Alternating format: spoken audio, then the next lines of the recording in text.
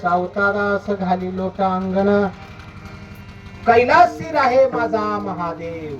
म्हणजे येणाऱ्या काळामध्ये जर इथलं स्थान काय होत असेल तर कैलासासारखं स्वरूप होणार आहे महाराज. इथं इच्छेने ते फळ देतो नारायण.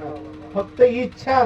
रोड पासून खाली आल्यानंतर जर बघितलं कुठे जायचंय, महाकाल कुठे आहेत, कैलासामध्ये. म्हणजे इथलं वास्तव्य काय होणार आहे महाराज, कैलासासारखं स्वरूप होणार आहे इथं. फक्त इच्छा करणारा पाहिजे, तृप्तीपूर्णच.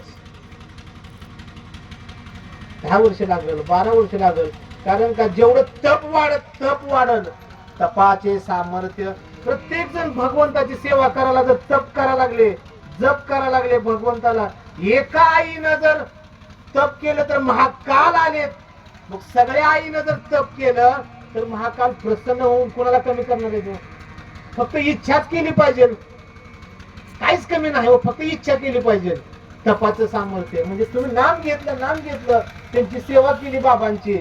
अहो तुमच्या मेंढराचं दूध घाला हो, देव तृप्त होतात.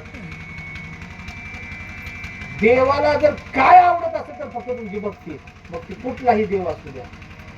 भोले बाबाला तर काय आवडते, फक्त भाव जर व्यक्त केला असं, देवा अरे एकट्यासाठी तिथून आलाच का रे बाबा, एवढी कासावी झालं म्हणून जर डोळ्यातून अश्रू येईल आणि त्या डोळ्यातून अश्रूचा जर एक थेंब जर त्या पिंडीवर पडला महाराज, कुठली हजारो ब्रह्मकमळ ठेवल्याच्या वरच पुण्य आहे.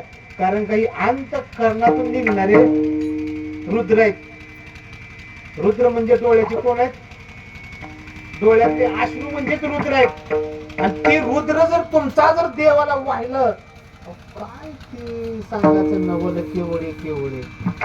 देवाला पूजन करत असताना महाकालला जर म्हंटल, देवा अरे बाबा काय सांगायचं, माझं भाग्य म्हणतो मी थोर की तुम्ही भेटलात, मला तिथपर्यंत येणं होत नव्हतं म्हणून एका भक्तासाठी तुम्ही ओळ काढली, पण साध्य झालं. कुणामुळे तरी साध्य झालं म्हणून जर तुम्ही रडत जरी देवाची पूजा केली आणि ते अश्रूचे थेंब जर पडले, आई देवाला ह्याच्यापेक्षा मोठं काय सुद्धा आवडत नाही. हे करा, ह्याच्यापेक्षा मी काय पलीकडे जास्त सांगू शकत नाही. माझ्या मुखातून जर काय अभद्र वाक्य निघलं असेल तर तो माझ्या वाणीचा दोष आहे. जेवढं चांगलं आहे सांगण्याचा प्रयत्न केलेला हे भोले बाबांनी सांगण्यात दिलं. बाकी मला ह्याच्यातलं काही कळत नाही. मी एक आपला सामान्य सेवा करणारा जीव आहे की जेणेकरून रात्र ना दिवस काय म्हणा, मुखाने राम राम म्हणा, मनुष्य जन्म नाही पुन्हा.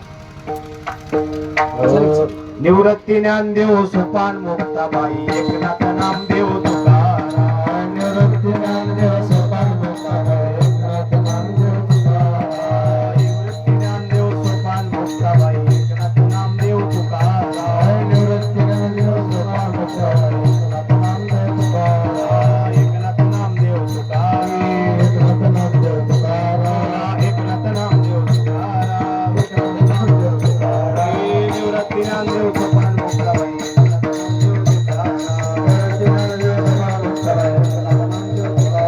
नमः शिवाय ओम नमः शिवाय हर हर भोले नमः शिवाय नमः शिवाय ओम नमः शिवाय हर हर भोले नमः शिवाय नमः शिवाय ओम नमः शिवाय हर हर भोले नमः शिवाय नमः शिवाय ओम नमः शिवाय हर हर भोले नमः शिवाय नमः शिवाय हर हर भोले नमः